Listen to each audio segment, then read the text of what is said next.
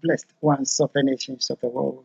This is your brother Dan Moses Osei Sakodi of TRC, Ghana, coming your way with these special exposés from the land of my exile, America, where in the 21st century I am being barbarously murdered in secrecy by the government of His Excellency John Donald Trump, supported by the government of Nana Addo Akufo of Ghana, that they may cover up heinous crimes of the secret killing of Ghanaians, crimes against Ghana, against humanity. From the land of America, I want to welcome us to the program Testimony New World Disorder by saying to us, you are welcome. Akwaba, Allen, Sahalen, Shagitam, welcome. Nganjoni, Benvindo, you are welcome one more time. Kuso Diwo to San Yusenyo, Okukulaba, Mauya, Mingalaba, Boyei, Malamu, Karibu, Ekabo, No O Sanu Bezua, Enkwang de Hena, Mitash, Duburo Pejaluvat, Bine Ai Vinit, Barigalust, Vita Ichi, Ayubon, Dubridoya, Velkomen, Estan, Hozut, Walang, Anuman. Bienvenido, namaste, swagetam. Kush, amadid, Baruch, haba, marhaba, wanyong haminida, wanying, nyejeko, anime, nyejeko, we zolo novio miawezo, akwaba to the program, Testimony, New World Disorder. Testimony, New World Disorder, as we know, is a program through which we get to know what is happening to Ghana, humanity, and the nations of the world in these times of global deception, delusion, and lies that are willfully made up by some of the very people that we trust to be there for humanity and the nations of the world, and yet have chosen to deal with humanity so treacherously by deception, delusion, and willful lies, having brought humanity and the nations of the world to this global helpless state. Blessed ones of the nations of the world, yes, Akwaba to the program Testimony, New World Disorder. We are most grateful to God that by this same program we as well get to receive some divine guide, divine direction, divine insight that we may know exactly what to do in these times of global man-made Jacob's trouble. Humanity and the nations of the world, we are not losing focus. Our focus is to uncover that it is no longer an agenda of the warlike going about nation, destroying the lives of the innocent and the nations, looting their resources for themselves due to their greed. They have stepped out further to come after your souls, your soul, my soul, the souls of humanity. That is the prime agenda which they are pursuing. And it is time for you and I, humanity and the nations, to make a decision where we would spend eternity, whether we will give our souls over to the soul takers to take over our souls and lead us to damnation, take us into damnation, or we will give our souls to the owner of souls, God Almighty. I have decided to give my soul to Christ my Lord, and I commend it to you. Akwaba to the program, Testimony, New World Disorder. Blessed ones of the nations of the world. As you know, I have told us we are making every effort to take the Nigerian whose store US intelligence, technology, and money is put behind to perpetrate heinous crimes, to get innocent Africans killed in secrecy, with the 7-Eleven terror cell is operating complete terror cell as a store and willfully covering up the heinous crimes of the killing of Ghanaians. They have been done that, hijacking the US, putting the US national elections in suspense. Up till now, I've told us that we are taking steps to take him to court. Besides, we are revising the book Occupy Till I Can. Want to complete it as quickly as we can. But however, periodically we come out momentary, brief exposés. This is one. Humanity and the nations of the world. Forward to the program. Testimony, New World. So we need to hear this, that the noble people of Nigeria know how dangerous and diabolical this fellow African is to Nigeria, to Ghana, and to noble African people. To me, and to the blood of the innocent Ghanaian people. Ghana and the nations of the world. Forward to the program. Testimony, New World Disorder.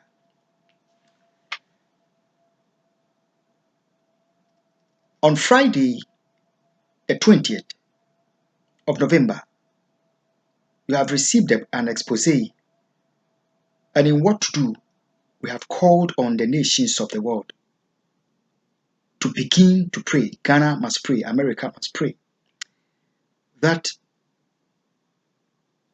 if any is making money at the expense of the blood, if there is any that has made a penny at the expense of the precious people, the blood of the precious of the Ghanaians, that are aiding to get innocent Africans killed, God should let them spend the money that they have made for funeral or from funeral. We made that call on Friday the 20th of November. These new terrorists that they are here in America. They are operating the terror cell called a store, the Nigerian store, and they are operating the 7-Eleven store. They are the people we are referring to who are getting innocent Ghanaians killed. Ghana and the nations of the world are covered to the program. Testimony, New World Disorder. Let's know why we had to make that call. On Wednesday the 18th, when I went to work, on Wednesday the 18th, I was off. On Tuesday the 17th, I worked. The Nigerian had treacherously hired a new staff.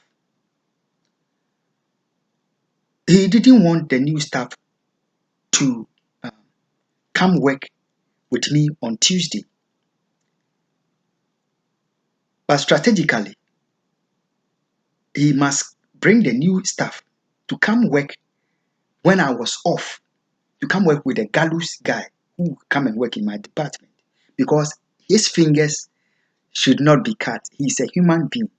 He's his partner in crime, in getting innocent African killed. So his fingers must not be cut. So he hired a new staff to come work with him. That is on Wednesday. On Thursday, I go to work. Thursday, the 19th, I go to work. And strategically, he has pulled, the gallows guy was off. And the new guy that he hired, he asked him not to come to work because they must mount all the pressure on me and get my fingers chopped again because I'm taking steps to take him to court. So they must chop off my fingers again to let it seem it is the chopping off of my fingers is accident. The Montgomery County Police, the FBI, the new terrorist operating his store, their agenda for Thursday, that was what it was. So I must work by myself. They put all the pressure they can and chop off my fingers. Ghana and the nations of the humanity are covered to the program Testimony in World Disorder. God helped me. On that Thursday, while he was making one of his agents, sheriff, who works as a cashier, mount pressure on me with orders while their agents are in also making purchases, seeking to get my fingers chopped. He had before work, he had mentioned to me that yesterday somebody came to work, and I had asked him, why is it that today when I'm working, while they are mounting all the pressure, why didn't the manager, the Nigerian, bring that new guy to come work? And he is mounting all this pressure on me. They should have brought that new guy to come work with me. If it is okay for him to come work with the gallows guy when I'm off, when I was off on the Wednesday, they should have brought him on that Thursday to come work, to ease that pressure of I should hurry, putting pressure. If they want things to be done they should have brought that guy. Brilliantly, I just told him that Ghana and the nations of the world, God help me, they did not succeed. However, on that Thursday evening, getting to about closing, we close at 9 p.m. The Nigerian had sent in one of the agents to come with poster. At the time, he has sent the sheriff guy to come work with me. Now, momentarily, it was a lady. The lady comes with funeral poster. Gave them to the Nigerian to distribute to the agents that come to the store to act as customers, because her so-called sister, whom she has been coming to the store with, sheriff knows him. The Nigerian sheriff know both of them. The Nigerian know both of them. The gallows guy know both of them. The gallows guy had been working for over 3 months in the company, and the woman, the person has been coming to the store. They all know that individual. However, the Nigerian, after the posters were given to me, he made the woman come to my department while the sheriff guy was there to show me the posters, that I should give me, and was telling me that her sister that comes here with her, the sister is dead. So I asked her, what happened? When did she die? She said the sister died 2 weeks ago. This was last week Thursday, and she told me the sister told me and the sheriff the sister died 2 weeks ago. Okay, what happened to her? Then she said the sister died of cancer. I said maybe I may know the face, but unless I get, they said, oh, she had brought the posters to the Nigerian, and so she was coming to tell us at the back, at my department. So I told her, then she said she's going to take one of the posters, funeral posters, and bring it to me, so I'll give it to the sheriff guy. She went, brought the poster, and I passed it on to the sheriff guy. And then she said she's going to she has to go do something elsewhere. She left the store. Ghana and the nations of the world, you get to know how dangerous this Nigerian is. The next day,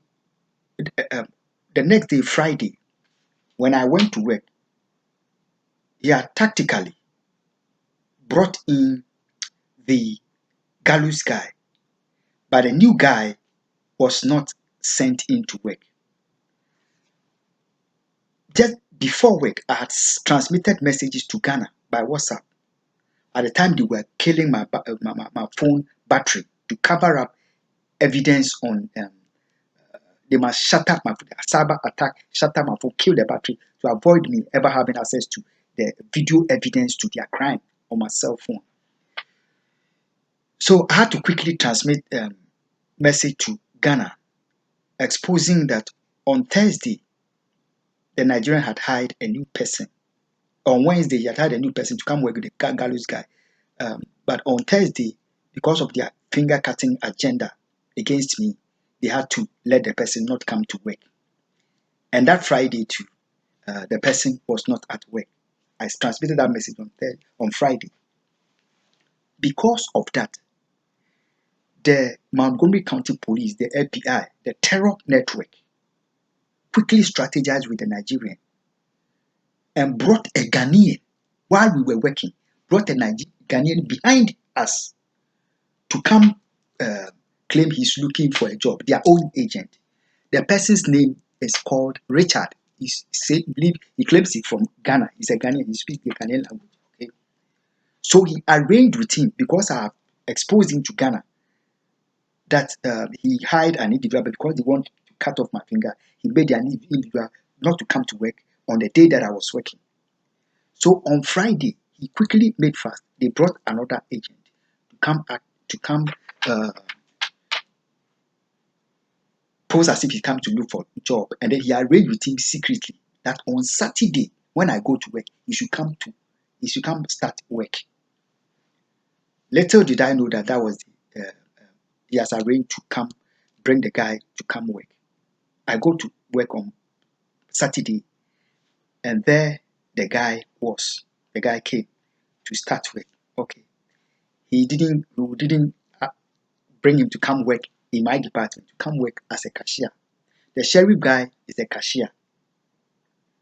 The gallows guy, the Nigerian trained him together with the sheriff guy as a cashier. But because they must lead me to my department, always there should be two people there. Before I went to work there, always there have been two people working there. But when I went to work there, he strategically left me alone so they can, for their crime purpose, just get my fingers cut, chopped off. So the guy is made to also train as a cashier. The gallows guy is a cashier. They never make him go handle the cash register. He must be hanging around, slacking.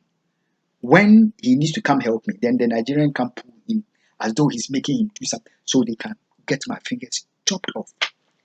Now, so the guy was being trained as a cashier. Ghana, this is one of the agents that have been brought to the company in the Nigerian smartness to cover up the agenda that I've exposed, that he brought a new guy. So the new guy should made not to come again. They are going to bring a Ghanaian just on Friday after I exposed that to Ghana by WhatsApp. And then Saturday making the Ghanaian start working. Ghana, we haven't heard anything yet. On that same Saturday,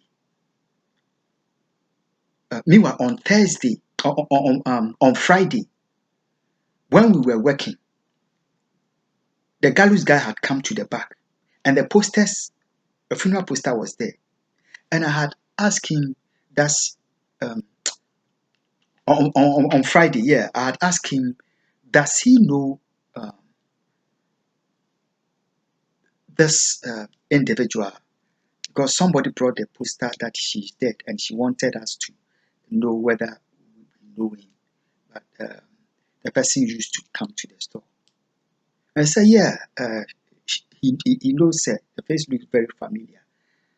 And I said he brought the posters to the Nigerian, and later went to get one and brought it to us. That's all. That is all. I only wanted him to know that the woman has brought information that a friend or sister is passed away, who has been coming to the store, and is passed away.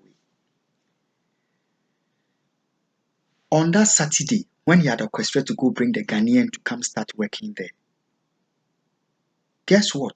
While I was working, busy mounting pressure on me at the back, he calls the gallows guy to his office. The Nigerian called the gallows privately behind me to his office. Tell him to sit down. He locks the door. Ask him that he took a funeral poster. Ask him that this poster,